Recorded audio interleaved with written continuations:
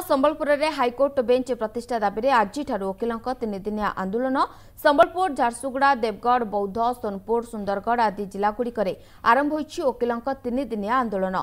संबलपुर में high court bench प्रतिष्ठा दाबी 29, 30 और 31 तारिख में संपूर्ण अचल रहिबो समस्त राज्य और केन्द्र सरकारी कार्यालय बैंक पोस्ट बीमा आदि केन्द्र सरकार कार्यालय गुड़ी वकिल माने पिकेटिंग करी बंद करिसेंती। पश्चिम ओडिशा नागरिक कमिटी और वकिल संघ समूहर केन्द्रीय क्रियानुष्ठान कमिटीर मिलित डाकरारे 3 दिन पर अर्थनैतिक अवरोध करा संबलपुर जिला वकिल संघ पक्षरु कहुଯାଇଛି।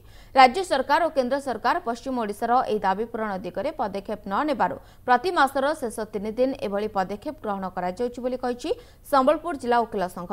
तेबे 3 दिन दुकान बजार गाड़ी चलाचल समस्त शिक्षानुष्ठान सबुदिन परी चालू रहिबो। पश्चिम ओडिशा रे जन आंदोलन चली।